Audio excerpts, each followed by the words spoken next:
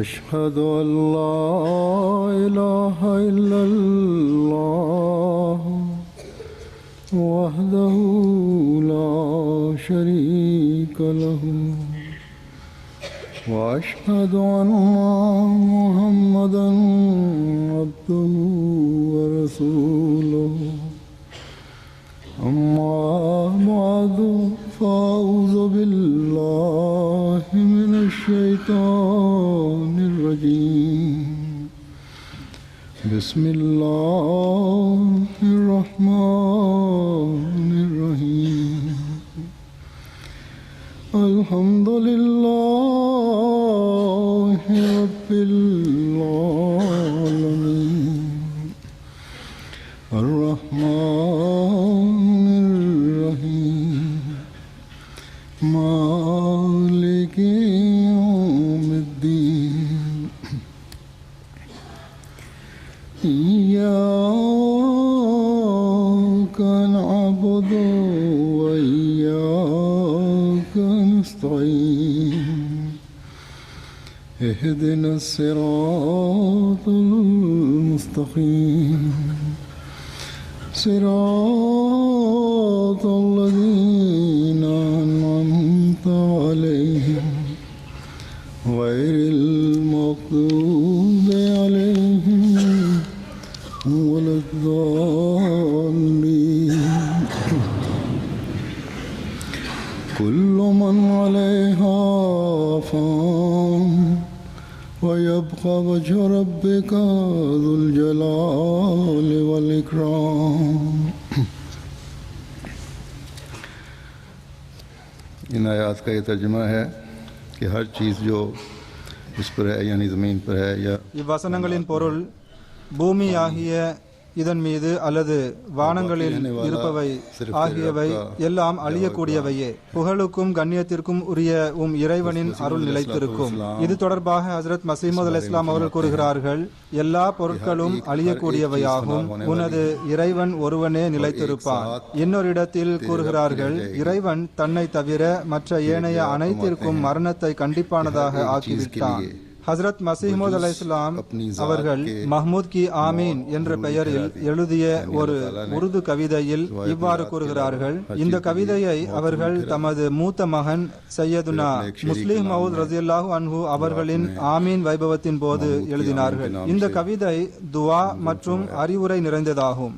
இந்த கவிதையில் ஹஜ்ரத் முஸ்லிம் மவ்ஊத் ரலியல்லாஹு அன்ஹு அவர்களுடன் தமது இன்னும் 2 மகன்களையும் சேர்த்துள்ளார்கள். ஆனால் இந்த அறிவுரையில் முழு ஜமாத்தும் அடங்கும். இது ஒரு மிக நீண்ட கவிதையாகும். இதன் ஓரிடத்தில் உலகம் தற்காலிகமானதாகும் என்றும் இதில் அதிக ஆர்வம் காட்டக்கூடாது எனவும் கவனமூட்டியவாறு இவ்வாறு கூறுகிறார்கள், உலகம் ஓர் தற்காலிக தங்குமிடமாகும். இதில் 100 ஆண்டு வாழ்ந்தாலும் இறுதியில் பிரிவு என்பது உறுதியாக உண்டு. இது நிரந்தரமற்ற வீடாகும். எனவே இங்கு யாரும் யாரையும் குறை கூற முடியாது என்று கூறுகிறார்கள். எனவே இக்காலகட்டத்தில் இமாம் மனிதனை இறைவனுடன் சேர்ப்பதற்காகவே தோன்றினார்கள். அவர்கள் தமது சந்ததிகளின் மகிழ்ச்சியின் சந்தர்ப்பத்தில் தமது சந்ததிகளுக்கும் தமது ஜமாத்திற்கும் நமது உண்மையான மகிழ்ச்சி என்பது இறைவனுடன் தொடர்பை ஏற்படுத்துவதிலும் அவனது விருப்பத்தை பெறுவதிலுமே உள்ளது என்று கவனமூட்டுகின்றார்கள்.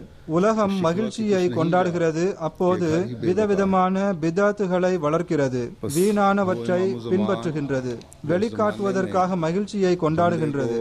ஆனால் நமது எல்லாவித கவனமும் நமது இறைவனின் பக்கமே இருக்க வேண்டும் என ஹஜ்ரத் மஸீஹ் மவ்ஊத் அலைஹிஸ்ஸலாம் அவர்கள் நமக்கு பாடம் கற்பித்து தந்துள்ளார்கள். எனவே நமது ஒவ்வொரு செயலும் இறைவனின் விருப்பத்தை பெறுவதற்காகவே இருக்க வேண்டும். நமக்கு இந்த கருத்தின் ஆழம் புரிந்துவிட்டால் நாம் துக்கம் அல்லது மகிழ்ச்சியை அனுசரிப்பது இறைவனின் விருப்பத்தை பெறுவதற்காக அமையும். ஹஜ்ரத் மஸீஹ் மவ்ஊத் அலைஹிஸ்ஸலாம் அவர்கள் ஹஜ்ரத் ரசூலுல்லாஹ் ஸல்லல்லாஹு அலைஹி வஸல்லம் அவர்களின் நோக்கத்தை முழுமைப்படுத்துவதற்காகவே தோன்றியுள்ளார்கள். இவர்களின் சந்ததிகள் இறைவனை நேசிப்பவர்களாக உள்ளனர். ஹஜ்ரத் ரசூலுல்லாஹ் ஸல்லல்லாஹு அலைஹி வஸல்லம் அவர்களின் மீது கொண்ட நேசத்தில் மூழ்குபவர்களாக உள்ளனர். மேலும் ரசூல் ஸல்லல்லாஹு அலைஹி வஸல்லம் அவர்களின் மீது இறங்கிய இறுதி ஷரியத் ஆகிய திருக்குரானை ஓதி அதன்படி செயல்படுபவர்களாக தேடுபவர்கள் ஆவார்கள் என்பதை விட அவர்களுக்கு மகிழ்ச்சிக்குரிய விஷயம் வேறு எதுவாக இருக்க முடியும். எனவே ஹஜ்ரத் முஸ்லிம் மவ்ஊத் ரலியல்லாஹு அன்ஹு அவர்கள் திருக்குரானை முதன்முறையாக முழுவதும் ஓதி முடித்தவுடன் ஹஜ்ரத் மஸீஹ் மவ்ஊத் அலைஹிஸ்ஸலாம் அவர்கள் ஒரு விருந்திற்கான ஏற்பாடு செய்தார்கள். அந்த சந்தர்ப்பத்திற்காக குறிப்பாக இந்த கவிதையை இயற்றினார்கள். இதன் ஒவ்வொரு வரியும் நான் ஏற்கனவே குறிப்பிட்டது போன்று வேதனை மிகுந்த துவாக்கள் மற்றும் இறைவனை புகழ்வது மற்றும் அறிவுரையால் நிறைந்து காணப்படுகின்றது. இந்த மகிழ்ச்சிகரமான சூழ்நிலையிலும் அவர்கள் ஹஜ்ரத் ரசூலுல்லாஹ் ஸல்லல்லாஹு அலைஹி வஸல்லம் அவர்களின் முன்மாதிரியை பின்பற்றியவாறு தமது சந்ததிகளுக்கும் தம்மை பின்பற்றுபவர்களுக்கும் உலகம் மற்றும் உலக பொருட்களின் மீது அதிக ஆர்வம் காட்டாதீர்கள் என்று அறிவுறுத்தினார்கள். இறைவனை எப்போதும் ஞாபகம் வைத்துக் கொள்ளுங்கள், இதுவே வாழ்வின் நோக்கமாகும் என்றார்கள். ஒரு நேரம் வரும்போது உலகம் மற்றும் இந்த உலக பொருட்கள் யாவும் இங்கேயே இருந்துவிடும். மனிதன் இவ்வுலகை விட்டு போய்விடுவான். இந்த வீடு நிரந்தரமற்றதாகும். எனவே இங்கு யாரும் யாரையும் குறை கூற முடியாது. இவ்வுலகமும் இவ்வுலக பொருட்களும் நிரந்தரமானவை அல்ல என்னும் போது இதில் உள்ளத்தை லயிக்க வைப்பதும் வீணானவை ஆகும். எனவே யார் யாரிடம் புகார் கூற முடியும்? நிரந்தரமாக பலன் பெற வேண்டும் என்றால் நிரந்தரமாக நிலைத்திருக்கும் அந்த இறைவனிடமிருந்துதான் பலன் பெற முடியும். மேலும் நிரந்தரமாக நிலைத்திருப்பது மகத்துவம் கண்ணியமும் மிகுந்த இறைவன் ஒருவனே ஆவான். நான் ஓதிய திருக்குரான் வசனத்தில் இறைவன் 2 முக்கிய அம்சங்களின்பால் கவனமூட்டியுள்ளான். ஒன்று, எல்லா பொருட்களும் அழியக்கூடியவையாகும். மெல்ல மெல்ல பொருட்கள் யாவும் அழிவை அடையும். மேலும் ஒவ்வொரு மனிதனின் இறுதி கட்டம் மரணமும் ஆகும். இரண்டாவது கருத்து, ஈமான் கொண்டவர்களும் இறைவனின் விருப்பத்தை பெற முயற்சி செய்பவர்களும் இறைவனை தேடுகின்ற இறை அடியார்கள் தமது சந்ததிகள் நன்மையில் நிலைத்திருக்க வேண்டும் என்று தர்பியத் செய்பவர்கள், தமது ஆன்மீகத்தில் முன்னேற எந்நேரமும் தயாராக இருப்பவர்கள், திருக்குரானின் போதனைகளின்படி பின்பற்ற முயற்சி செய்பவர்கள் பௌதீக வாழ்க்கையை கடந்து விடுகின்றனர் அல்லது உலக வாழ்க்கையை இங்கேயே முடித்து விடுகின்றனர். ஆனால் இன்னொரு வாழ்க்கையும் உள்ளது. அது நிரந்தரமான வாழ்வாகும். அது இவ்வுலக வாழ்க்கையை முடித்துவிட்டு சென்ற பின் மனிதனுக்கு கிடைக்கிறது. அதை அவர்கள் அடைந்து விடுகின்றனர். அவர்கள் மறு உலகில் இறைவனது அன்பின் அரவணைப்பில் வந்து விடுகின்றனர். இறைவனின் புறமிருந்து நேசம் மிகுந்த ஓசையை கேட்கின்றார்கள். ஃபதுகுலி ஃபீ இபாதி வதுகுலி ஜன்னதி, வா வந்து எனது சிறப்பிற்குரிய அடியாரில் நுழைந்துவிடு, வா எனது சொர்க்கத்தில் நுழைந்துவிடு என்ற இறைவனின் குரலை கேட்கின்றார்கள். ஆக ஹஜ்ரத் மஸீஹ் மவ்ஊத் அலைஹிஸ்ஸலாம் அவர்கள் இக்காலத்தில் மனிதனை இறைவனுடன் சேர்ப்பதற்காக தோன்றினார்கள். ஃபதுகுலி ஃபீ இபாதி என்பதன் கருத்தை புரிய வைப்பதற்காக தோன்றினார்கள்.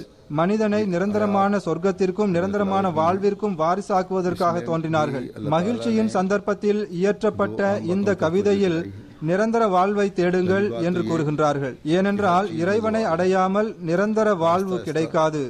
திருக்குரானில் சூரா கசஸில் இறைவன் கூறுகின்றான், வலா தது மால்லாஹி இலாஹன் ஆஹர் லா இலாஹ இல்லாஹு குல்லு ஷைஇன் ஹாலிகுன் இல்லா வஜ்ஹா லஹுல் ஹுக்மு வ இலைஹி துர்ஜஊன். அல்லாஹ்வை அன்றி வேறெந்த கடவுளையும் நீர் அழைக்காதீர். அவனை அன்றி வணக்கத்திற்குரியவன் எவனும் இல்லை. அவனை தவிர அனைத்தும் அழியக்கூடியவையே. தீர்ப்பு அவனுக்கே உரியதாகும். மேலும் நீங்கள் யாவரும் அவனிடமே திருப்பப்படுவீர்கள். ஆக நாம் ஞாபகம் வைத்துக் கொள்ள வேண்டிய கருத்து இதுவாகும். இந்த வழிமுறையை நாம் பேண வேண்டும். இந்த குறிக்கோளையே நாம் அடைய வேண்டும். இதுவே நமது பிறப்பின் நோக்கமும் ஆகும். இறைவன் கூறுகின்றான், வமா கலக்துல் ஜின்ன வல் இன்ஸ இல்லா லியஅபுதூன். அதாவது நாம் ஜின்களையும் மனிதனையும் நம்மை வணங்குவதற்காகவே அன்றி படைக்கவில்லை என்று கூறுகிறான். ஆக இறை வணக்கத்திற்கான கருத்தை நாம் இதன்படி செயல்பட முயற்சி செய்யும் போதுதான் புரிந்து கொள்ள முடியும். லா இலாஹா இல்லாஹு, அல்லாஹ்வை தவிர வணக்கத்திற்குரிய வேறு எதுவும் இல்லை என்ற உறுதியான நம்பிக்கையில் நிலைத்திருக்க வேண்டும். அனைத்துமே அழியக்கூடியதாகும். அல்லாஹ்வின் கவனம் இல்லாத மற்ற எல்லாம் அழியக்கூடியவையாகும். எல்லா நல்ல எண்ணத்துடன் அவனை வணங்க முயற்சி செய்பவர்களையே அல்லாஹ் தாலாவின் கவனம் இருக்கும். அவனை ஒருவன் என்று நம்பிக்கை கொண்டு அவனது கட்டளையின்படி செயல்படுபவர்கள் மீது இறைவனது கவனம் இருக்கும். இறைவன் நமக்கு இபாதத் செய்வதற்கான வழிகளை கற்றுத் தந்துள்ளான்.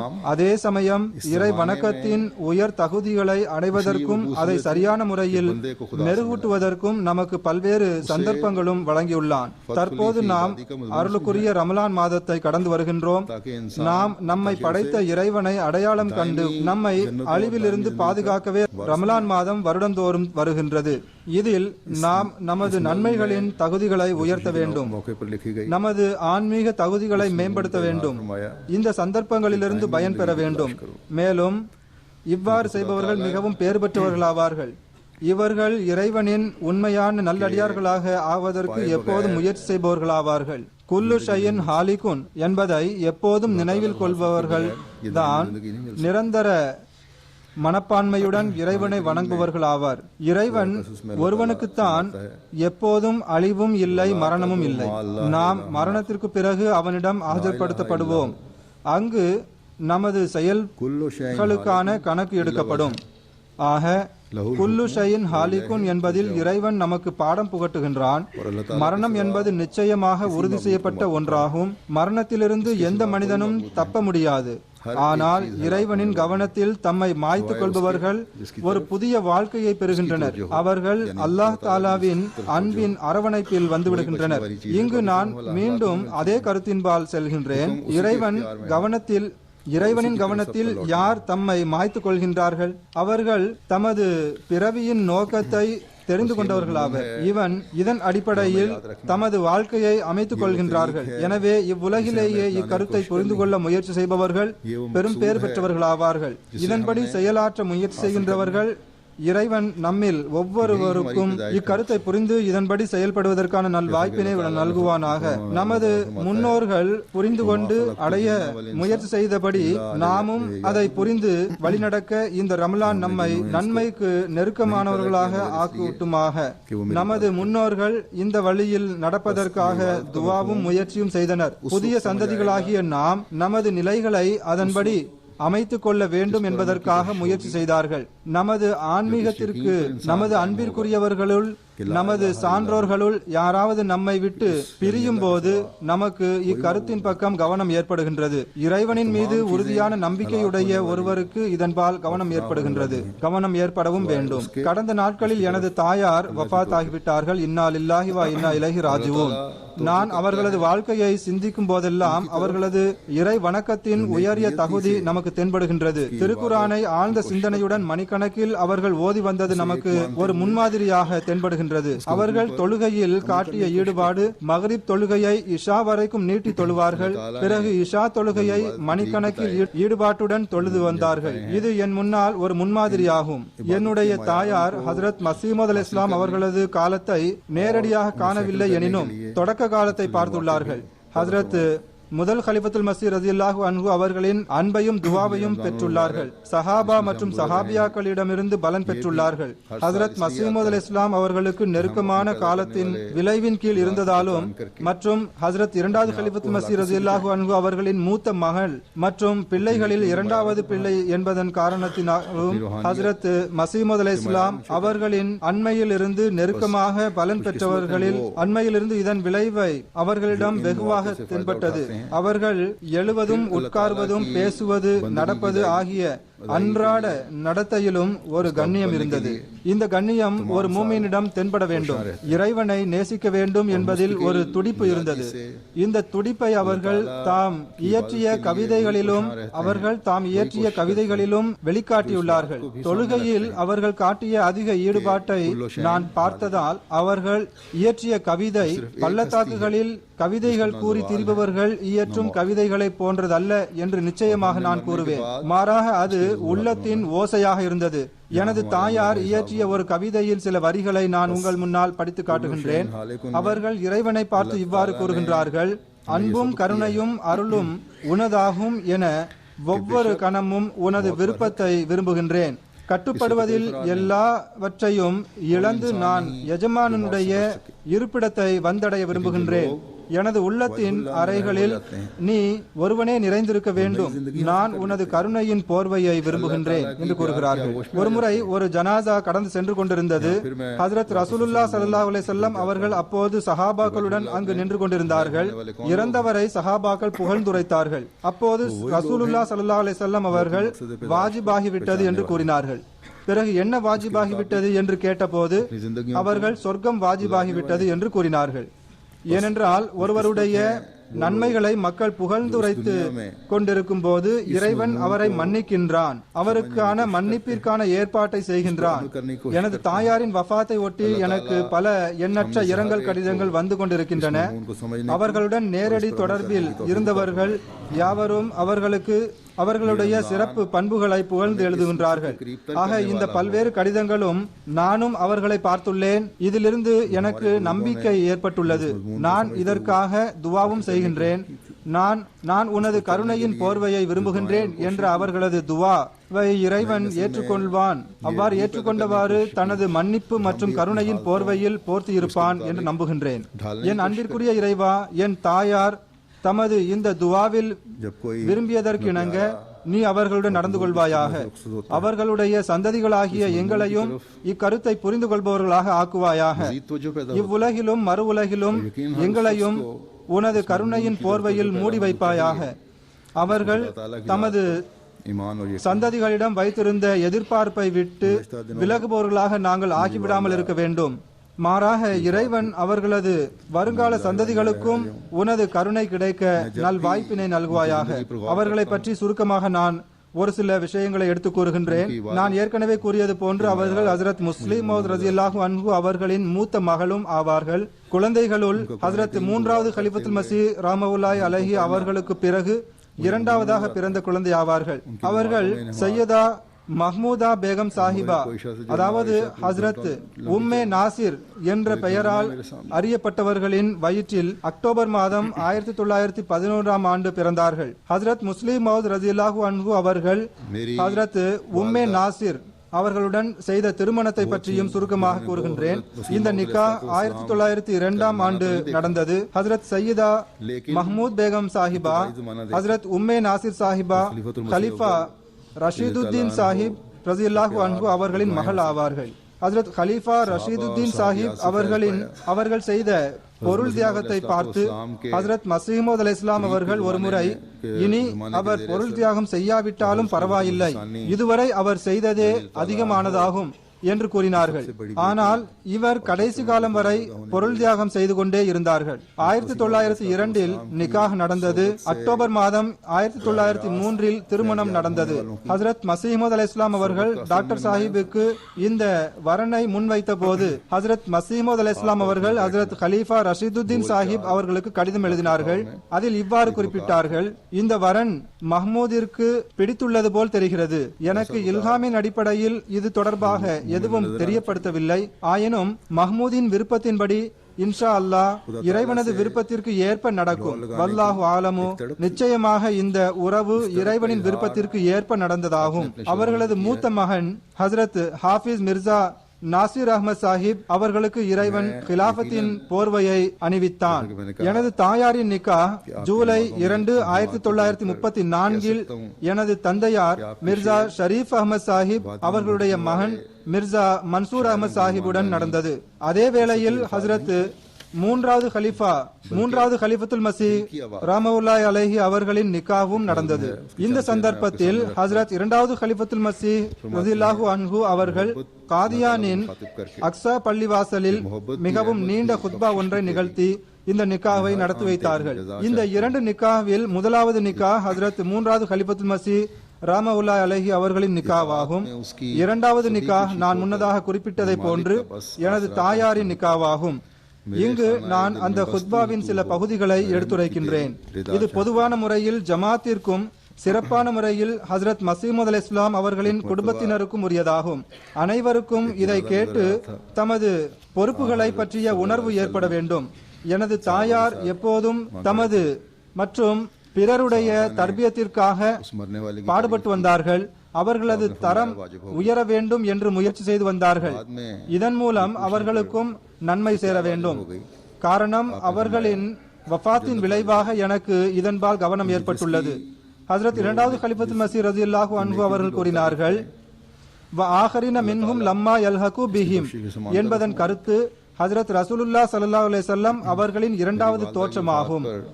இதை அவர்கள் கூற காரணம் என்னவென்றால், நான் மீண்டும் தோன்றியுள்ளேன் என்று கூறும் அளவிற்கு ஒருவர் தோன்றினால் அவர் தஜ்ஜாலை எதிர்கொள்வார். இதை தவிர வேறு எந்த வழியும் இல்லை. बस मुख्तलिफ लोगों के இல்லை என்றால் முஸ்லிம்கள் அந்த தஜ்ஜாலுடன் சண்டையிட்டு மரணித்து விடுவார்கள். இந்த மகத்துவம் வாய்ந்த குழப்பத்தை எதிர்கொள்வதற்கு ரசூலுல்லாஹ் ஸல்லல்லாஹு அலைஹி வஸல்லம் அவர்கள் இந்த முன்னறிப்பை வழங்கினார்கள். இவ்வாறு கூறி அவர்கள் ஓர் அப்பீல் செய்துள்ளார்கள் என்றுதான் கூற வேண்டும். அதாவது இந்த குழப்பம் தோன்றும் போது பாரசீக வம்சத்திலிருந்து சிலர் எழுந்து எல்லாவித ஆபத்துகளையும் துன்பங்களையும் சகித்து கொண்டவாறு மீண்டும் உலகில் ஈமானை நிலைநாட்டுவார்கள். இது வெறும் முன்னறிவிப்பு மட்டுமல்ல, மாறாக ரசூலுல்லாஹ் ஸல்லல்லாஹு அலைஹி வஸல்லம் அவர்களின் ஒரு விருப்பமும் ஆகும். இது அவர்கள் வைத்த நம்பிக்கையாகும், எதிர்பார்ப்பாகும். இறை தூதர் பாரசீக வம்சத்திடம் என்ன எதிர்பார்க்கின்றார்கள் என்று இந்த சொற்கள் நமக்கு எடுத்துரைக்கின்றன.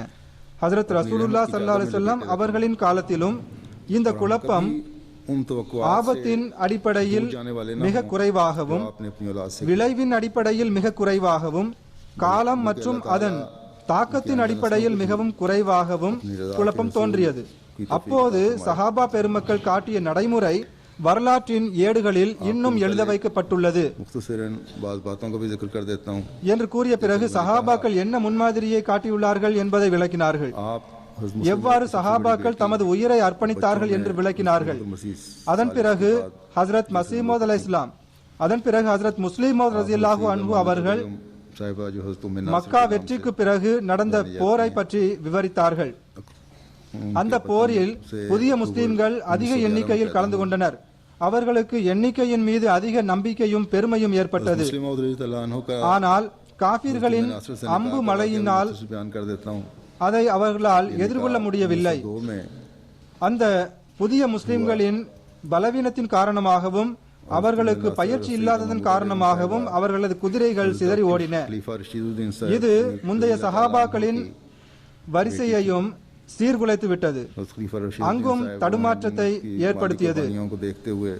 இதன் காரணமாக அவர்களின் குதிரையும் சிதறி ஓட ஆரம்பித்தன. இதன் விளைவாக ஹஜ்ரத் ரசூலுல்லாஹ் ஸல்லல்லாஹு அலைஹி வஸல்லம் அவர்களுடன் 10 அல்லது 12 சஹாபாக்கள் மட்டுமே இருந்தனர். அப்போது ரசூலுல்லாஹ் ஸல்லல்லாஹு அலைஹி வஸல்லம் அவர்கள் அன்சார்களை இவ்வாறு அழைக்குமாறு ஒரு சஹாபியிடம் கூறினார்கள். அன்சார்களே, இறைவனின் தூதர் உங்களை அழைக்கின்றார் என்று அறிவிப்பு செய்யுமாறு கூறினார்கள். அப்போது அன்சார்களின் குதிரைகள் சிதறி இருந்தன. குதிரைகளை திருப்பி போர்க்களத்திற்கு கொண்டு வர கழுத்தை திருப்பினாலும் அவை திரும்ப மறுத்தன. சஹாபாக்கள் அந்த சம்பவத்தை எடுத்து கூறும்போது, நாங்கள் குதிரையின் கடிவாளத்தை பிடித்து வலுவாக இழுத்தோம். அப்போது குதிரையின் பிடரியுடன் சேரும் அளவிற்கு அதனுடைய கழுத்தை நாங்கள் திருப்பினோம். ஆனாலும் குதிரைகள் போர்க்களத்திற்கு செல்லாமல் திரும்பி ஓட ஆரம்பித்தன என்று கூறுகிறார்கள். அப்போது இறைவனின் தூதர் உங்களை அழைக்கின்றார் என்ற குரலை கேட்டவுடன் எங்களது உடலில் ஒரு மின்னல் பாய்ந்தது போல் இருந்தது. சவாரியை அடக்க முயன்ற போது அது திரும்ப மறுத்தது. இவ்வாறு திரும்ப மறுத்த குதிரைகள் மற்றும் ஒட்டகங்களின் கழுத்துக்களை வெட்டி சரித்துவிட்டு நடந்து வந்து ரசூலுல்லாஹ் ஸல்லல்லாஹு அலைஹி வஸல்லம் அவர்களின் முன்னால் ஒன்று கூடி விட்டார்கள் என்று சஹாபாக்கள் கூறுகின்றனர்.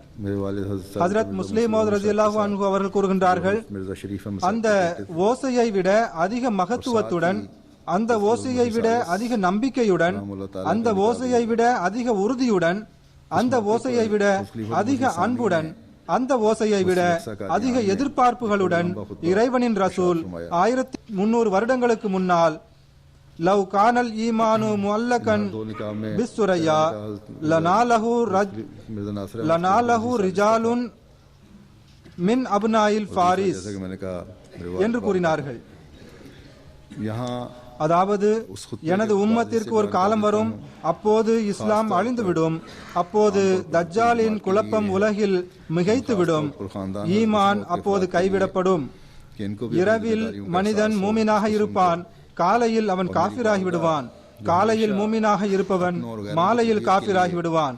அப்போது பாரசி வம்சத்திலிருந்து சிலர் எழுந்து என் புறம் இருந்து எழுந்துள்ள ஓசைக்கு செவி கொடுப்பார்கள். பிறகு ஈமானை சுரையாவிலிருந்து திரும்ப கொண்டு வருவார்கள்.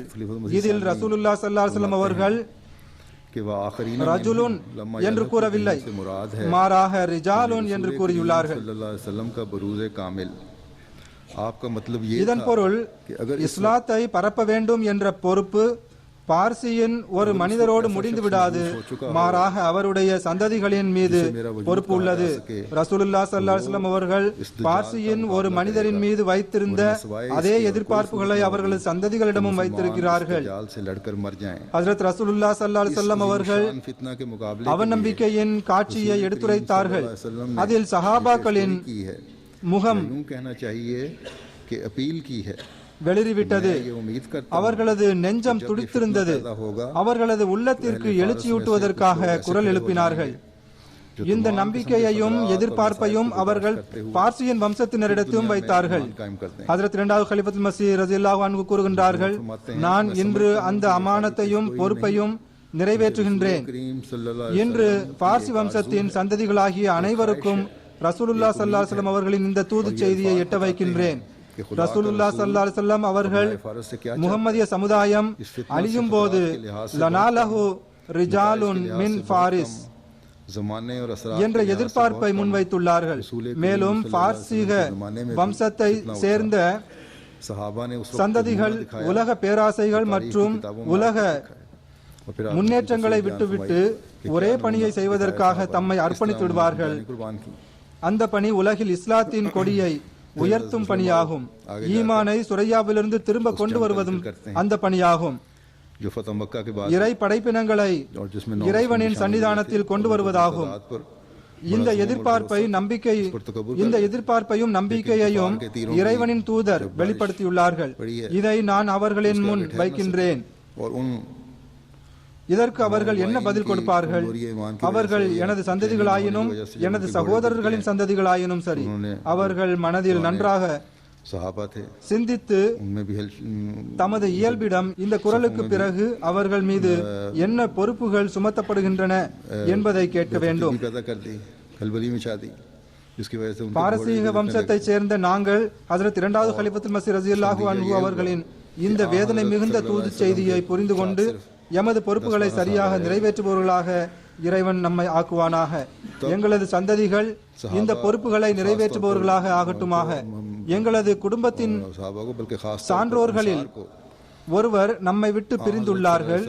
அவர்களின் பிரிவு குடும்ப உறுப்பினர்களுக்கு குறிப்பாகவும் ஜமாத் உறுப்பினர்களுக்கு பொதுவாகவும் ஹஜ்ரத் மஸீமூத் அலைஹிஸ்ஸலாம் அவர்கள் தமது ஜமாத்திடம் ஒப்படைத்த பொறுப்புகளை நினைவூட்டுவதாக அமைய வேண்டும். நமது பொறுப்புகளை ஹஜ்ரத் மஸீமூத் அலைஹிஸ்ஸலாம் அவர்கள் பல்வேறு இடங்களில் சுட்டிக்காட்டியுள்ளார்கள். நான் ஜமாத்தின் எந்த உயரிய தகுதியை பார்க்க விரும்புகின்றேன் என்று அவர்கள் குறிப்பிடுகின்றார்கள். நான் எனது தாயாரின் வாழ்க்கையிலிருந்து பல்வேறு சம்பவங்களை எடுத்து கூறுகின்றேன். ஹஜ்ரத் முஸ்லிம் மவ்ஊத் ரலியல்லாஹு அன்ஹு அவர்கள் அந்த காலத்தின் சூழ்நிலைக்கு ஏற்ப அவர்களுக்கு ஆன்மீக மற்றும் பௌதிக கல்வியை வலியுறுத்தி படிக்க வைத்தார்கள். அவர்களுக்கு FA வரைக்கும் கல்வியை கற்பித்தார்கள். பிறகு சையீதா அமத்துல் அசீஸ் சாஹிபா ரலியல்லாஹு அன்ஹு அவர்களின் மறைவுக்கு பிறகு ஹஜ்ரத் இரண்டாவது கலிஃபத்துல் மஸீஹ் ரலியல்லாஹு அன்ஹு அவர்கள் பெண்களின் தர்பியத்திற்காக எனது மனதில் ஒரு திட்டம் தோன்றியுள்ளது என்று கூறினார்கள். அதன் செயல்பூர்வமான வெளிப்பாடு மார்ச் மாதம் 17ஆம் தேதி 1925ஆம் ஆண்டு வெளிப்பட்டது. அப்போது ஒரு மதர்சா தொடங்கப்பட்டது. அதன் தொடக்க மாணவிகளில் எனது தாயாரும் ஒருவராவார். 1929இல் இந்த மதர்சாவின் மொத்தம் 7 மாணவிகள் மௌலவி பரீட்சையை எழுதினார்கள். அதில் அனைவரும் தேர்ச்சி பெற்றார்கள். அதில் எனது தாயாரும் அடங்குவார்கள். ஹஜ்ரத் முஸ்லிம் மவ்ஊத் ரலியல்லாஹு அன்ஹு அவர்கள் தமது பிள்ளைகளின் ஆமீன் வைபவத்தின் போது ஒரு கவிதையை இயற்றினார்கள். அது துஆவினால் நிறைந்ததாகும். அதில் சில பெரிய பிள்ளைகளையும் குறிப்பிட்டு எழுதியிருக்கிறார்கள். எனது தாயார் ஹஜ்ரத் நாசிரா பேகம் சாஹிபா அவர்களையும் அதில் குறிப்பிட்டுள்ளார்கள். அதில் இவ்வாறு கூறுகின்றார்கள், எமது நாசிரா ஓர் உன்னதமான நட்சத்திரம் ஆவார். ஞானமிக்க கடமை உணர்வு கொண்ட ஒரு தூய முத்து ஆவார்கள் என்று கூறுகின்றார்கள். ஹஜ்ரத் முஸ்லிம் மவ்ஊத் ரலியல்லாஹு அன்ஹு அவர்கள் கூறுகின்றார்கள், இந்த சிறப்புகள் யாவும் அவர்கள் தந்தை என்பதால் மட்டும் எடுத்து கூறவில்லை, மாறாக எனது தாயாருடன் சேர்ந்து வேலை பார்த்த லெஜ்னா உறுப்பினர்கள் கூட இதை உண்மைப்படுத்துகின்றார்கள். அவர்கள் என் தாயாருடன் வெகு நீண்ட காலம் பணிபுரிந்து வந்தார்கள். இவர்களுடன் இணைந்து பணிபுரிந்த முந்தைய தலைவி எழுதுகின்றார்கள், இவர்களுக்கு லெஜ்னாவிற்கு தர்பியத்து வழங்க வேண்டும் என்பதில் அதிக ஆர்வம் இருந்தது. இதற்காக புதிய புதிய வழிகளை யோசித்து வைத்துக் கொண்டிருப்பார்கள். புதிய புதிய திட்டங்களை அமல்படுத்தி வந்தார்கள். ரப்வாவின் ஒவ்வொரு பெண்ணும் தர்பியத்தின் அடிப்படையில் மிகவும் உயர்ந்த தரத்தை கொண்டவராக இருக்க வேண்டும் என்று தாம் விரும்புவதாக எனக்கு சொன்னார்கள். பலமுறை அவர்கள் பெண்களிடம் பர்தா விஷயத்தில் ஏதாவது பலவீனத்தை கண்டால் அல்லது அஹ்மதி பெண்களிடம் கண்ணியத்திற்கு மாற்றமான ஏதாவது ஒரு நடத்தையை பார்த்தால் அங்கேயே அவர்கள் மிகவும் அன்பாகவும் அறிவுரை கூறி வந்தார்கள். ஒரு அஹ்மதி பெண்ணின் கண்ணியத்தின் தரம் எவ்வாறு இருக்க வேண்டும் என்று புரிய வைப்பார்கள். பர்தா சம்பந்தமாக ஹஜ்ரத் 4வது கலிஃபத்துல் மஸீஹ் ரஹ்மத்துல்லாஹி அலைஹி அவர்கள் ஆற்றிய உரை ஒன்றின் சிறிய பகுதியை உங்கள் முன்னால் வாசிக்கின்றேன். ஹஜ்ரத் 4வது கலிஃபத்துல் மஸீஹ் ரஹ்மத்துல்லாஹி அலைஹி அவர்கள் பதவியேற்ற பிறகு முதல் ஆண்டு மாநாடு ஆகும். அது 1982ஆம் ஆண்டு மாநாடு நடந்தது. அப்போது லஜ்னாவின் மாநாட்டு திடலில் அவர்கள் உரை நிகழ்த்தினார்கள். அதில் பர்தா சம்பந்தமாக கூறினார்கள். இது தொடர்பாக அவர்கள் எனது தாயாரை நினைவு கூர்ந்தார்கள். அப்போது இவ்வாறு கூறினார்கள், எனது ஒரு சகோதரி உள்ளார்கள். அவர்கள் தொடக்கத்திலிருந்தே பர்தாவை பேண வேண்டும் என்பதில் மிகவும் கடினமான நடவடிக்கை கொண்டு வந்தார்கள். ஏனென்றால் ஹஜ்ரத் முஸ்லிம் ரலியல்லாஹு அன்ஹு அவர்களின் பிள்ளைகளின் தொடக்க கால தர்பியத்தை பெற்ற தலைமுறையைச் சேர்ந்தவர்களாவார்கள். அவர்கள் வீட்டில் ஹஜ்ரத் முஸ்லிம் ரலியல்லாஹு அன்ஹு என்ன செய்வதை கண்டார்களோ, பெண்கள் வீட்டிலிருந்து வெளியேறும் போது எப்படி அவர்களை கண்டார்களோ அதே போன்று அவர்களுடைய இயல்பும் பதிந்து விட்டது. இதிலிருந்து அவர்களின் கவனம் அறவே மாறாது. இவர்களை பற்றி நமது சில பெண்கள் இவர் பழைய காலத்து பெண்மணி ஆவார்கள் என்று நினைவு கூறுகின்றார்கள் என்று நினைக்கின்றார்கள். எனவே தம்மை ஒன்றும் சொல்லக்கூடாது என்று கூறுகின்றார்கள். இவர்கள் பழைய காலத்து மக்கள் ஆவார்கள். இவர்களுக்கு பைத்தியம் பிடித்துவிட்டது. இவர்கள் இப்படியெல்லாம் பேசத்தான் செய்வார்கள் என்று நினைக்கின்றார்கள். பழைய காலம் என்றால் எந்த பழைய காலம்? எனக்கு தெரிந்த பழைய காலம் என்பது ஹஜ்ரத் முஹம்மது முஸ்தபா ஸல்லல்லாஹு அலைஹி வஸல்லம் அவர்களின் காலமாகும். எனவே இவர்களை பார்த்து பழைய காலத்தவர் என்று கூறி ஏதாவது சொல்ல நினைத்தால் இது அவரது விருப்பமாகும். அவருடைய இந்த பிரச்சனையை இறைவனை சார்ந்ததாகும். ஆனால் எனது சகோதரி உண்மையிலேயே இறை அச்சத்தில் நிலை நின்றவாறு இதில் கடினத்தை மேற்கொள்வார்கள். லெஜ்னா தலைவியாக எனது தாயார் நீண்டகாலம் பணியாற்றி வந்தார்கள். அவர்களது தலைமையில் ரப்வாவின் தரம் எப்போதும் பாகிஸ்தானில் எல்லா மஜ்லிஸ்களை விடவும் உயர்வானதாக இருக்க வேண்டும் என்று முயற்சிப்பார்கள். முதலிடம் வர வேண்டும் என்பதற்காக அல்ல. சில தலைவிகள், சில கிளை அமைப்புகளின் தலைவர்கள், காயித்மார்கள் அல்லது ஜயீம்மார்கள் செய்வதை போன்று அல்ல. மாறாக ரப்வாவில் காலத்தின் ஹலீஃபா இருக்கின்றார்கள். எனவே விளக்கிற்கு அடியில் இருள் இருக்கும் என்று யாரும் ஜாடையாக கூட சொல்லிவிடக் கூடாது என்பதற்காக கலீஃபா இருந்தும் அவர்களின் தகுதி மற்றவர்களை விட பின்தங்கியதாகும் என்று யாரும் சொல்லிவிடக் கூடாது என்பதற்காகவும் அவ்வாறு செய்து வந்தார்கள். அது மட்டுமல்ல, இறைவனின் விருப்பத்தை பெற வேண்டும் என்ற குறிக்கோளும் கொண்டிருந்தார்கள். எனக்கு கடிதம் எழுதிய ஒரு பெண்மணி இவ்வாறு எழுதுகின்றார்கள், அவர்கள் எடுக்கும் முடிவு மிகவும் தொலைநோக்கு பலன் கொண்டவையாக இருக்கும். கண்டிப்பாக ஆலோசனை கேட்பார்கள். ஆலோசனை கூறுபவர்களின் ஆலோசனைகளை மதிப்பார்கள். மௌலானா நூருல் ஹக் சாஹிப் அவர்களின் மனைவி எழுதுகின்றார்கள், நான் முஹல்லாவின் சதராக வெகுகாலம் இருந்திருக்கின்றேன். தாலீம் மற்றும் தர்பியத்திலும் கல்வி மேம்பாட்டிற்காகவும் துர்ரே சமீன் அல்லது கலாமே மஹ்மூதில் இருந்து ஒவ்வொரு கூட்டத்திற்கு வரும்போதும் 2 கவிதை வரிகளை மனனம் செய்து வர வேண்டும் என்று ஒவ்வொரு உறுப்பினரிடமும் கூறியிருந்தார்கள். இதனால் கவிதையின் மூலம் எங்களுக்கு அறிவும் ஆன்மீகமும் பெருகியது.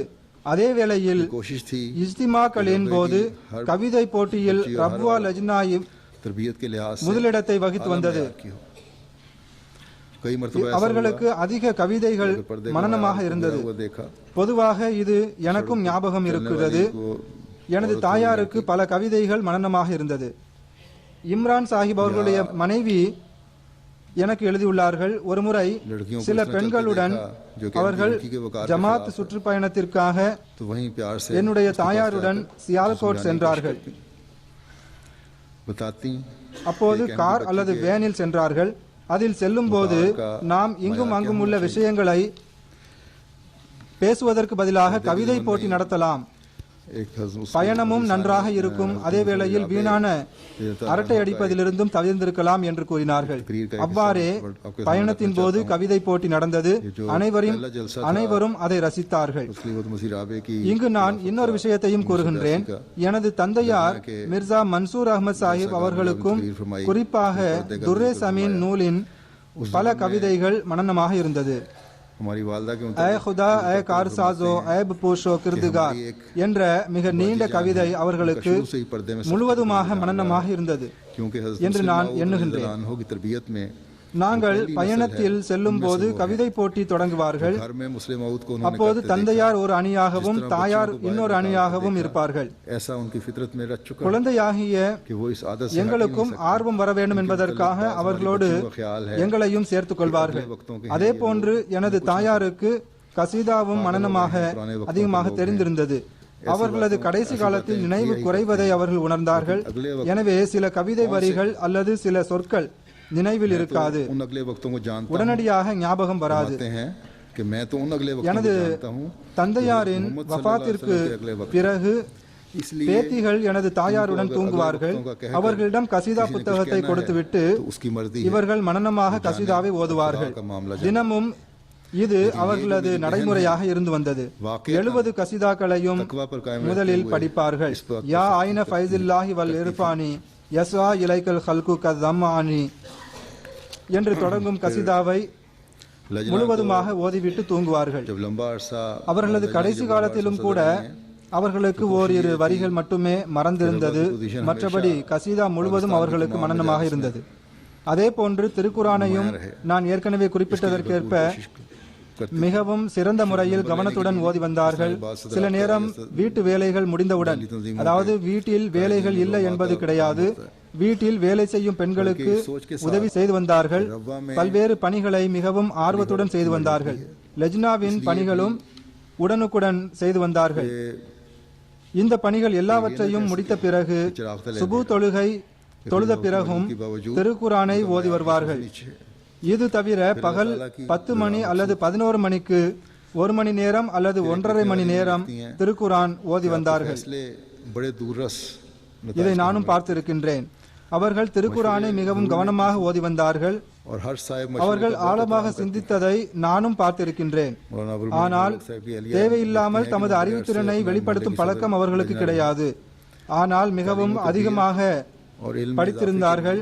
அவ்வாறே ஹஜ்ரத் மசீமது அலைஹிஸ்ஸலாம் அவர்களின் நூட்களையும் அதிகமாக சிந்தித்து வாசித்து வந்தார்கள். अपने அவர்கள் மௌலவிக்கான தேர்வு எழுதி அதில் தேர்ச்சியும் பெற்றிருந்தார்கள் என்று நான் முன்னதாக குறிப்பிட்டேன். அரபி மொழியை கற்றிருந்தார்கள். எனவே அரபி நூட்களையும் வாசிப்பார்கள். அவர்களுக்கு அரபி நன்றாக தெரியும். कि जहाँ शेरों के பிறருக்காக அனுதாப உணர்வு கொண்டவர்கள் ஆவார்கள். தமது தகுதிக்கு உட்பட்டு எவ்வளவு உதவி செய்ய முடியுமோ அவ்வளவு பிறருக்கு உதவி செய்து வந்தார்கள். अव्वल आया करती थी, ரொக்கமாகவும் பொருளாகவும் பிறருக்கு खुद भी வழங்கி வந்தார்கள். மேலும் शेर याद थे இன்ன நபர் உதவி செய்ய தகுந்தவர் ஆவார் என்று कि இவருக்கு உதவி செய்யுங்கள் என்று பிறருக்கு அனுதாப உணர்வை தூண்டுவார்கள். गालबन இதன் காரணமாக அவர்களோடு நெருங்கிய தொடர்பை உடைய வசதி படைத்த மக்கள் இவர்களிடம் பணத்தை கொடுத்து நீங்களே दौरे पर उन्हें இதை தேவையுடையவர்களுக்கு பிரித்து கொடுத்து விடுங்கள் என்று கூறி தொகையை இவர்களிடம் கொடுப்பார்கள். மிக நீண்ட காலம் ரப்வாவின் தலைவியாகவும் இவர்கள் இருந்தார்கள். எனவே பல தெருக்களில் சென்று அங்கு इधर की बातें करेंगे, கூட்டங்களில் கலந்து கொள்வதுண்டு. எனவே பல இடங்களில் வசிக்கும் ஏழைகளுடன் தனிப்பட்ட முறையிலும் இவர்கள் பழகி வந்தார்கள். அவர்களின் சூழ்நிலையை நன்கு அறிந்திருந்தார்கள். उसे बच जाएंगे। சௌத்ரி ஹமீதுல்லா சாஹிப் அவர்கள் கூறுகின்றார்கள், இவர் और सबने बड़ा एंजॉय किया। यहाँ ये भी இம்தாத் கந்தும் கமிட்டியின் சதராக இருந்தார்கள். मिर्जा मंसूर अहमद ரப்வாவின் சதர் லெஜ்னாவின் சார்பாக ज़मानियात थे। இன்னாருக்கு உதவி கிடைக்க வேண்டும் என்று சிபாரிசு கடிதம் வந்தால் அது முழு அளவில் ஆராய்ந்த பிறகுதான் சிபாரிசு வந்துள்ளது என்ற நம்பிக்கை எங்களுக்கு இருக்கும். அதை மேற்கொண்டு ஆராய்ந்து பார்க்க வேண்டிய தேவை ஏற்படாது என்று கூறுகிறார்கள். அவர்களது தலைமை நிர்வாகம் மற்றும் அலுவலகத்தோடு தொடர்புடையது மட்டுமல்ல, மாறாக ரப்வாவின் லஜ்னா தலைவி என்ற அடிப்படையில் अपने साथ मिला लिया करते ஏறக்குறைய ஒவ்வொரு வீட்டினருடனும் அவர்களுக்கு தனிப்பட்ட தொடர்பு இருந்து வந்தது. தலைமையகத்தின் லஜ்னாவின் கீழ் ரப்வாவின் லஜ்னா செயல்பட்டு வந்தது. ஜனவரி 1953 फौरी तौर पर ரப்வாவின் லஜ்னா பிரிவை மேலிடத்திலிருந்து निवासियों में से जो भी 700 थी मेरे वाले விலக்க வேண்டும் என்ற தீர்மானம் கொண்டுவரப்பட்டது. ஆனால் ரப்வாவின் சதர் மேலிடத்தின் செயற்குழு உறுப்பினராக இருப்பார்கள் என்றும் தீர்மானம் இருந்தது. कि कसीदा ये जो है पहले ये 17 இந்த தீர்மானத்தின் அடிப்படையில் யாரை தலைவியாக்க வேண்டும் என்று ரப்வாவின் முஹல்லாக்களில் கருத்து கேட்கப்பட்டது. அனைவரும் ஏகமனதாக कोई एक आदमी सरा भूल जाती होगी சாஹிப்ஜாதி நாசிரா பேகம் சாஹிபாவை தலைவியாக்க வேண்டும் என்று கருத்து தெரிவித்தார்கள். कि कुरान करीम जैसा कि मैंने कहा இது லஜ்னாவின் வரலாற்றில் எழுதப்பட்டுள்ளது. गौर करके இந்த கருத்தின் அடிப்படையில் அவர்கள் லஜ்னா தலைவியாக நியமிக்கப்பட்டார்கள். ஏறக்குறைய 1988 ஆண்டு அல்லது 89 ஆண்டு வரைக்கும் அவர்கள் தலைவியாக இருந்தார்கள்.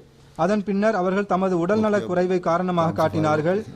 அதனால் வருத்தம் தெரிவித்தார்கள். घर में भी काम இருந்த போதிலும் ஒரு சாதாரண லஜ்னா உறுப்பினர் என்ற அடிப்படையில் பணிகளை செய்து கொண்டே இருந்தார்கள்.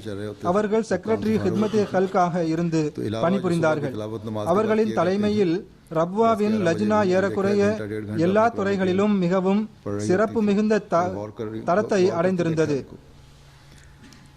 எனக்கு தெரிந்தவர்களிடமிருந்து இரங்கல் கடிதம் வந்து கொண்டிருக்கிறது. அதில் ஏறக்குறைய எல்லா கடிதத்திலும் ஒரு விஷயம் காணப்படுகின்றது. அவர்கள் கூறுகின்றார்கள், நாங்கள் அவர்களை சந்திக்க சென்ற போதெல்லாம் மிகவும் சிரித்த முகத்துடன் எங்களை சந்திப்பார்கள், விருந்துபச்சாரம் புரிவார்கள், சீதோஷ்ண நிலைக்கு ஏற்ப தகுந்த பொருட்களை விருந்திற்காக முன்வைப்பார்கள், குழந்தைகளுடன் நல்ல முறையில் நடந்து கொள்வார்கள், போதும் என்ற மனப்பான்மை கொண்டவர்கள் ஆவார்கள். முகத்தை பார்த்து நிலைமையை அனுமானித்து அதன் பின்னர் நலம் விசாரிப்பார்கள். துவா மற்றும் தூய்மையை மேற்கொள்ள கவனமூட்டி வந்தார்கள். சந்ததிகளை தர்பியத்து கொடுத்து வளர்க்கும் முறையிலும் துவா செய்யுமாறு கவனமூட்டுவார்கள். இக்கருத்தை ஏறக்குறைய எல்லாருமே எழுதியுள்ளார்கள். விருந்துபச்சாரம் செய்வதை பற்றி இங்கு கூறப்பட்டது. எனவே இதில் ஒரு சிலவற்றை நானும் தெரிவிக்கின்றேன். என் தாயார் மிக நீண்ட காலம் வரைக்கும் லஜ்னாவின் தலைவியாக இருந்தார்கள். அப்போது பல்வேறு முஹல்லாக்களின் தலைவிகளும் செயற்குழு உறுப்பினர்களும் ஒன்று சேர்ந்து கூட்டம் நடத்துவார்கள். இந்த கூட்டங்கள் மிக நீண்ட காலமாக எங்கள் வீட்டிலேயே நடந்து வந்தது. எங்கள் வீட்டின் திண்ணை மிகவும் பரந்த இடமாகும். குறைந்தபட்சம் 35 அல்லது 40 அடி திண்ணை பரப்பு இருக்கும். அதில் கூட்டம் நடந்து வந்தது. கூட்டம் நடக்கும் நாளன்று அசர் தொழுகை முடிந்தவுடன் உடனடியாக வீட்டை விட்டு நாங்கள் வெளியேற வேண்டியது இருந்தது. ஏனென்றால் எல்லா அறைகளின் வழியும் அடைக்கப்பட்டுவிடும். வீட்டை லஜ்னாக்கள் ஆக்கிரமித்து விடுவார்கள். அறைக்குள் இருந்தாலும் பின்னர் 2 மணி நேரத்திற்கு உள்ளேயே இருக்க வேண்டியது வரும். ஏனென்றால் வேறு வழி இல்லை. கூட்டத்தில் 150 to 200 பெண்கள் கலந்து கொள்வார்கள். அப்போது தேநீர் அல்லது சர்பத் சீதோஷ்ண நிலைக்கு ஏற்ப தேவையானதை வழங்குவார்கள். அதோடு தின்பண்டம் ஏதாவது கொடுப்பார்கள். இந்த ஏற்பாடுகள் அனைத்தையும் எனது தாயார் சுயமாகவே செய்து வந்தார்கள். விருந்தோம்பல் தொடர்பாக என்னுடன் படித்த வகுப்பு தோழர் ஒருவர் எழுதுகின்றார், ஒருமுறை நான் உன்னுடன் அமர்ந்திருந்தேன். அப்போது ஒரு ஹாஜி சாஹிப் அடிக்கடி நமது வீட்டிற்கு வருவார்கள். அவர் வெளியே உலாவிக் கொண்டிருந்ததை எனது தாயார் கேட்டார்கள். அப்போது சயீத் சாஹிப் அவர்கள் கூறுகின்றார்கள், எனது தாயார் என்னை அழைத்து, ஹாஜி சாஹிப் வந்துள்ளார்கள், அவரை அழைத்து வா, உள்ளே உட்கார வைத்து சாப்பிடுவதற்கு ஏதாவது தேவைப்பட்டால் கொடு என்று கூறினார்கள். இவ்வாறு விருந்துபச்சாரம் செய்வதில் அதிக ஆர்வம் கொண்டவர்களாக இருந்தார்கள். அனுதாபம் காட்டக்கூடியவர்கள் ஆவார்கள் என்று கூறும்போது ஒருவர் எனக்கு இவ்வாறு கடிதம் எழுதுகின்றார்,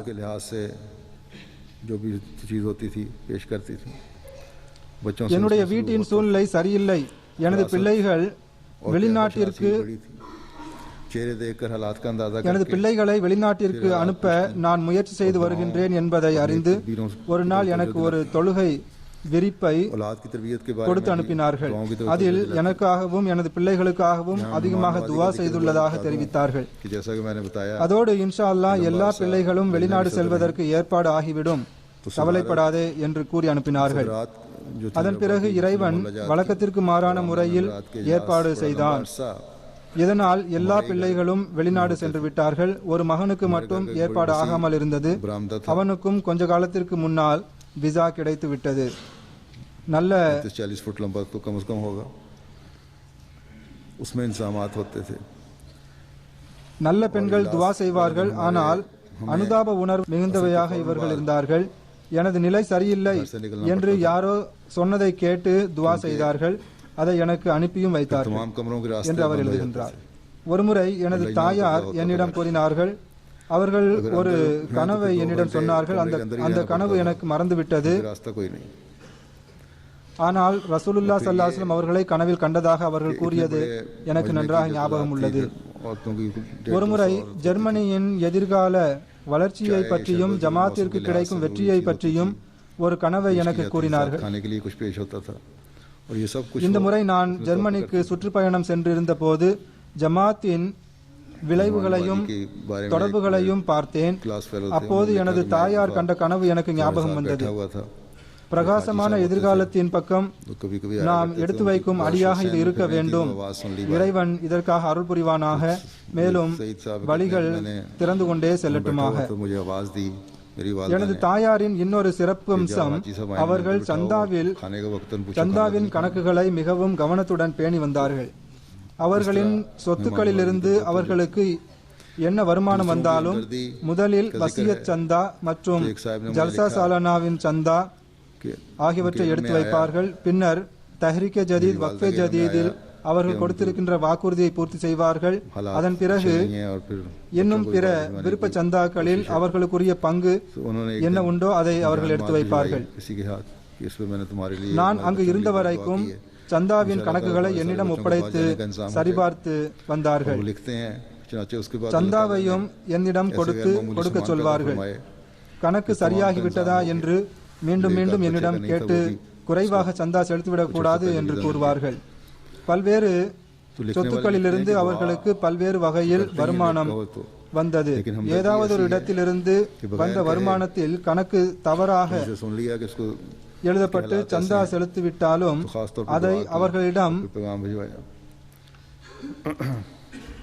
அதை அவர்களுடைய கவனத்திற்கு கொண்டு வந்து கணக்கு செய்து இன்னும் நீங்கள் இவ்வளவு தொகையை சந்தாவாக கொடுக்க வேண்டும் என்று கூறினால் அதை உடனடியாக செலுத்தி விடுவார்கள்.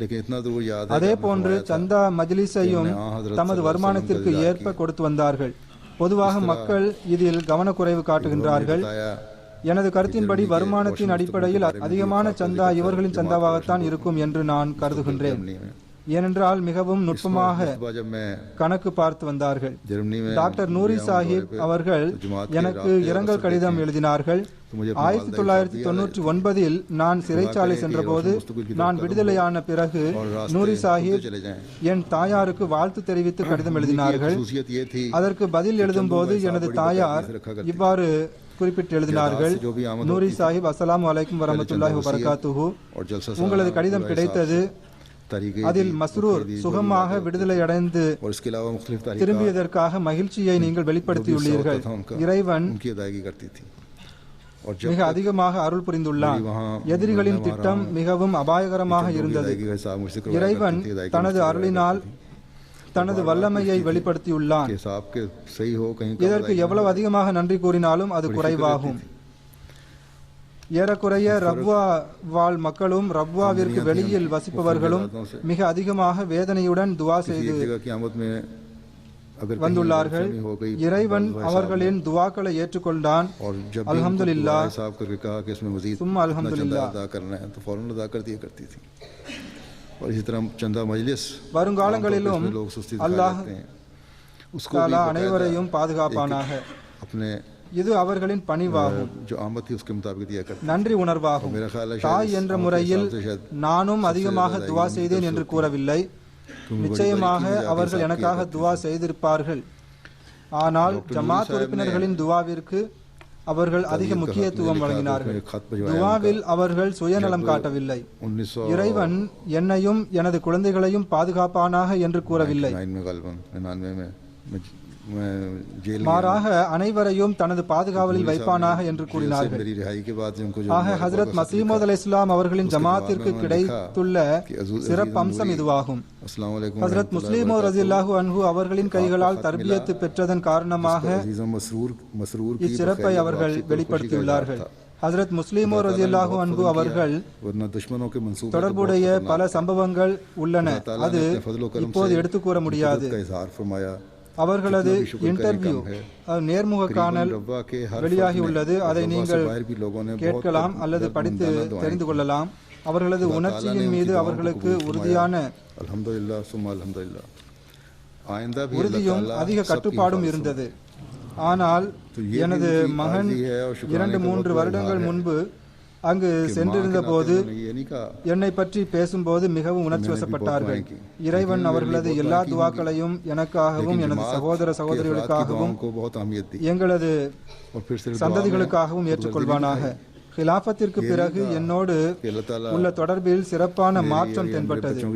போனில் என்னிடம் உரையாடும் போது நான் அதை உணர்ந்தேன். சுற்றுப்பயணம் செல்வதற்கு முன்பாக நான் போனில் பேசிவிட்டு செல்வேன். அவர்கள் எப்போதும் ஒன்றை கூறி வந்தார்கள், அவர்களுக்கு எனது நிலை நன்றாக தெரியும். தாயை விட வேறு யாரும் பிள்ளைகளின் நிலையை அதிகம் தெரிந்திருக்க மாட்டார்கள். எனது பழக்க வழக்கம் அவர்களுக்கு நன்றாக தெரிந்திருந்தது. நான் பேசினால் மிகவும் சுருக்கமாக பேசுவேன், அதிகமாக பேச மாட்டேன். அல்லாஹ் தாலா உனது நாவிலும் உனது உரையிலும் பரக்கத்தை வழங்குவானாக என்று கூறுவார்கள். குறிப்பாக நான் நஃபில் தொழுது வருகின்றேன் என்றார்கள். சஜிதாவில் எல்லா தொழுகைகளிலும் குறைந்தபட்சம் ஒரு சஜிதாவில் உனக்காக துவா செய்து வருகிறேன் என்றும் கூறினார்கள். ஆனால் 2005 காதியானில் வைத்து ஹிலாஃபத்திற்கு பிறகு முதன்முறையாக அவர்களை நான் சந்தித்தேன். அப்போது எனக்கு மிகவும் வியக்கத்தக்க நிலை ஏற்பட்டது. மிகவும் வித்தியாசமான அனுபவமாக அது இருந்தது. ஹிலாஃபத்தின் மீது அவர்களுக்கு இருந்த தொடர்பு மற்றும்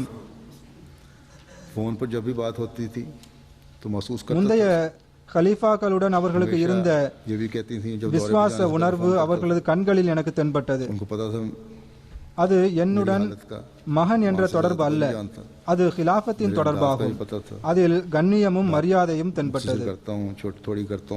மீர் முஹம்மூத் சாஹிப் அவர்களின் மகன் டாக்டர் இப்ராஹிம் சாஹிப் அவர்களிடம் ஊரில் நேர்முக காணல் எடுத்தார்கள்.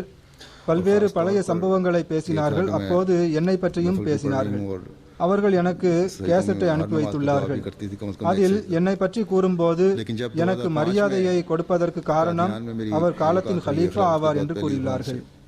எனது அன்பு மிகுந்த தாயார் இந்த தொடர்பிற்கு உலகத்தின் மற்ற எல்லா தொடர்பை விடவும் அதிக முன்னுரிமை வழங்கினார்கள். ஹிலாஃபத்தின் தொடர்பு மகன் என்ற உறவை மிஞ்சிவிட்டது. நான் அவர்களை சந்திக்க சென்றபோது அவர்கள் மகிழ்ச்சி அடைவார்கள். அவர்களின் கண்களில் வெளிச்சம் தென்பட்டது, முகம் மலர்வார்கள். காதியானில் நான் இருந்தபோது எனக்கு மாநாட்டின் நிகழ்ச்சிகளை முடித்துவிட்டு உபரி நேரம் கிடைக்கும் போதெல்லாம் தாயாரிடம் சென்று அமர்வேன். அவர்களிடம் அவர்களை உட்கார வைத்து வெகு நேரம் வரை பேசிக் கொண்டிருப்போம்.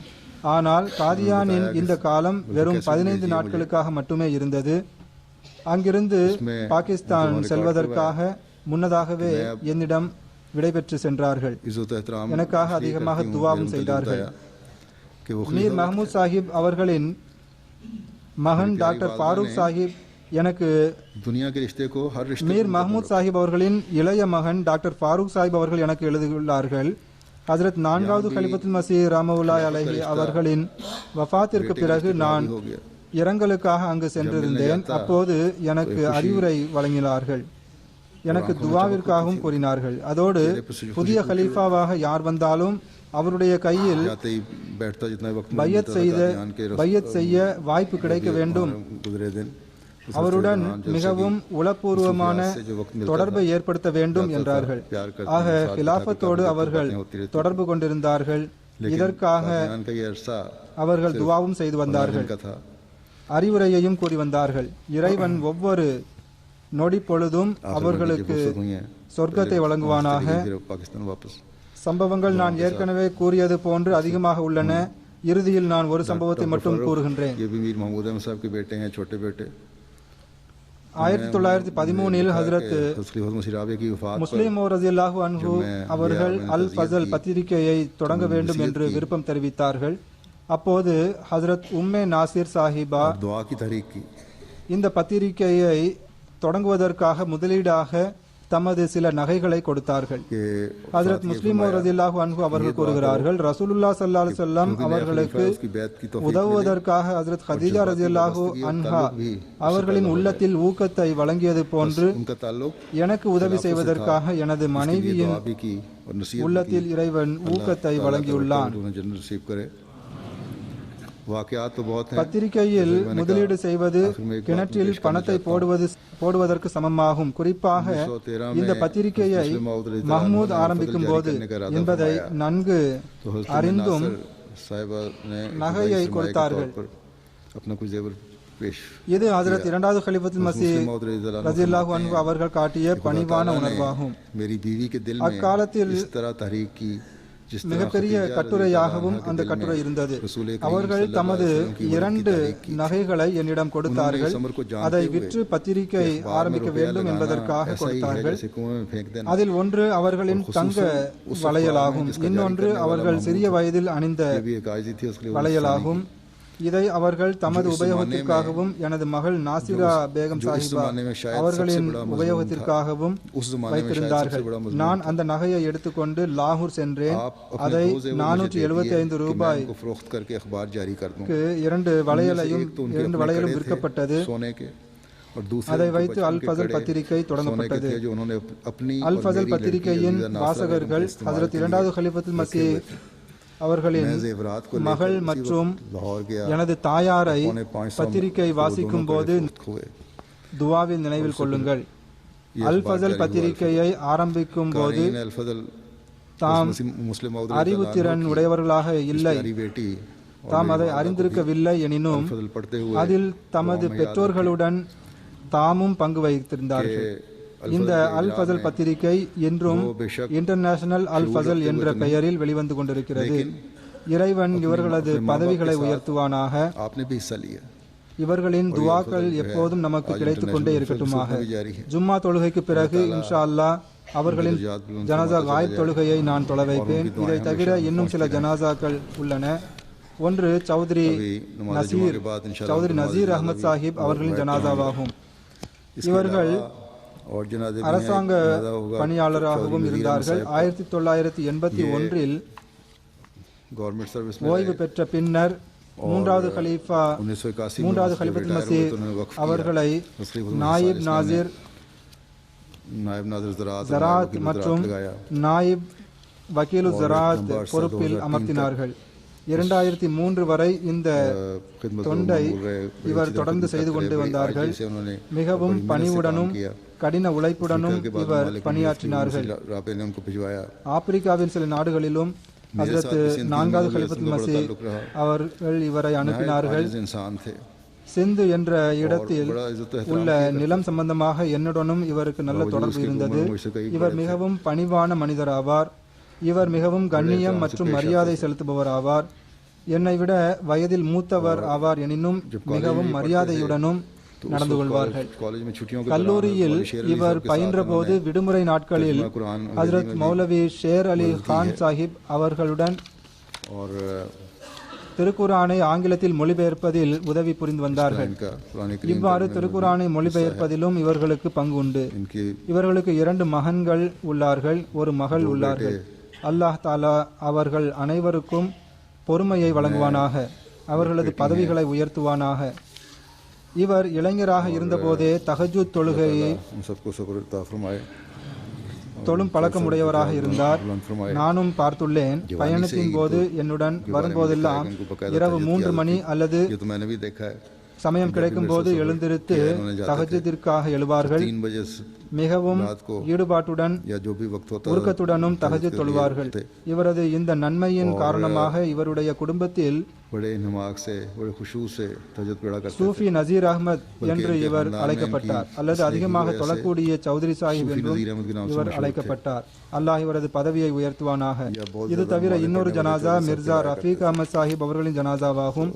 இவர் 2வது கலிஃபத்துல் மஸீஹ் ரலியல்லாஹு அன்ஹு அவர்களின் கடைசி மகன் ஆவார்கள். एक जनाजा मिर्जा रफीक अहमद साहब का ये हस्ले सानी के இவர்களும் 4-5 தினங்களுக்கு முன்னால் வஃபாத்தானார்கள். இன்னா லில்லாஹி வ இன்னா இலைஹி ராஜிஊன். குறிப்பிடும்படியான ஜமாத்தின் தொண்டு ஏதும் இவர்கள் புரியவில்லை. ஆனாலும் இறைவன் இவர்களை மன்னிப்பானாக, இவர்கள் மீது கருணை காட்டுவானாக. இவர்களுக்கு 3 மகன்களும் 1 மகளும் இருக்கிறார்கள். இறைவனின் அருளால் இவர்கள் அனைவரும் ஹிலாஃபத்துடன் மிக நல்ல தொடர்பு உடையவர்கள் ஆவார்கள். இறைவன் இவர்களின் பிள்ளைகளுக்கு பொறுமையை வழங்குவானாக. ஹஜ்ரத் மசீமது அலைஹிஸ்ஸலாம் அவர்கள் தோன்றியதன் குறிக்கோளை முழுமைப்படுத்துபவர்களாக இவர்கள் இருப்பார்களாக. இவர்கள் அனைவரது ஜனாசா வாயிப் தொழுகையை நான் இன்ஷா அல்லாஹ் ஜும்மா தொழுகைக்கு பிறகு தொழ வைப்பேன்.